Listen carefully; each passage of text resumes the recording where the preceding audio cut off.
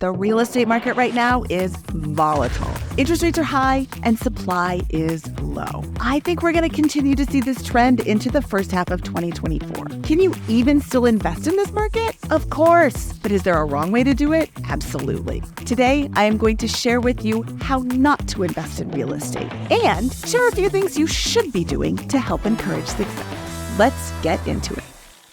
This current market makes it feel like it's not the right time to invest. But this is wrong. You can make money in any market. You just want to avoid these following mistakes when investing with these high interest rates. Now, more than ever, you have to run your numbers. Run them tight and be extra conservative when you're considering things like CapEx, vacancy, management, even the amount of rent you can collect. Don't do eraser math. Absolutely no guessing is allowed at this time. Guesswork is the difference between profit and catastrophe. How do you get these numbers? Research. Call insurance companies and get a quote. Call contractors, call lenders, go to home improvement stores and look at the cost of actual supplies. This is not a 5-minute project, but putting in the work up front will give you great results. Have more than one exit strategy on a property before you buy it. If you're running numbers and the property only works as a short-term rental, you could be setting yourself up for a huge loss, especially if the short-term rental rules change. What happens if you run the numbers for a quick flip and the market changes on a dime? This happened starting in June of 2022 when the Fed started raising interest rates. If you can't sell your flip, what else can you do with it? If you find a deal that only works with one exit strategy, do not buy that deal.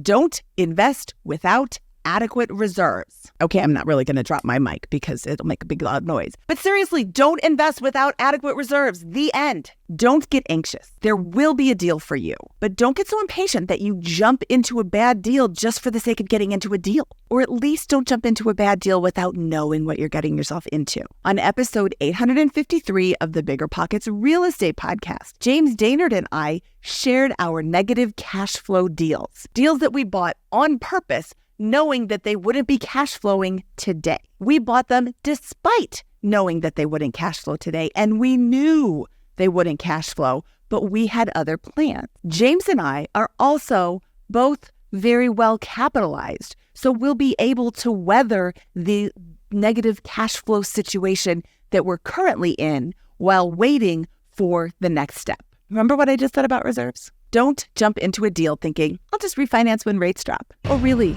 When are rates going to drop?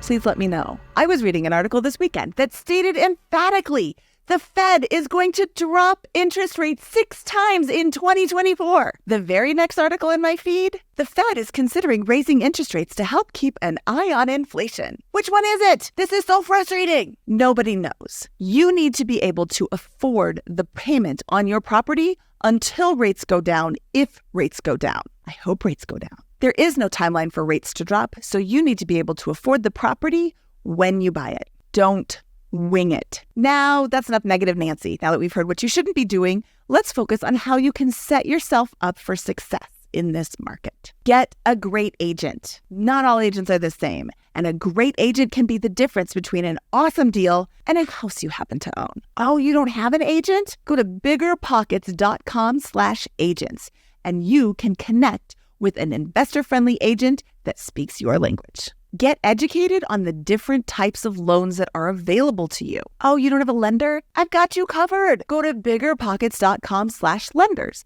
and you can connect with the lender who speaks your language, who is well-versed on all the different types of loans that are available to investors. Learn creative deal creation. Jabbar Adesada is an absolute master at this, and he's featured on episode 478 of the BiggerPockets Money Podcast, where he talks about his incredibly creative, totally think outside the box deal strategies. Learn your market. Connect with an agent and have them start sending you listings. Go to absolutely every open house you can and see what houses are selling for in the different various conditions. You need to know what houses are selling for in what condition, because that allows you to identify a deal when it pops up. And having spoken to the lender that I just mentioned above will allow you to pounce on those deals so you can take advantage of them and somebody else doesn't buy it out from under you. Now, are these the only mistakes to avoid? The only way to ensure success? No, there's so much more. And if you're ready to invest in real estate, education is your key. And I just happen to know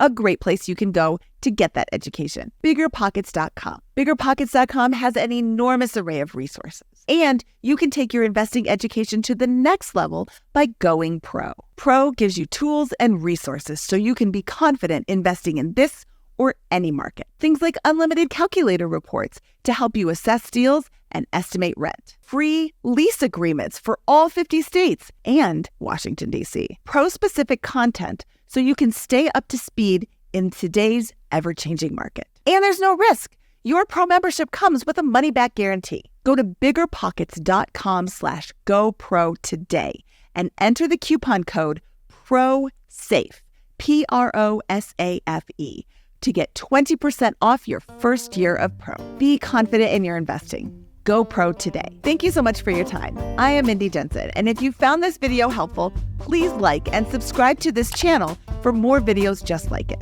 And if you have a question about how you can be investing in this market, drop it below. Thanks for watching.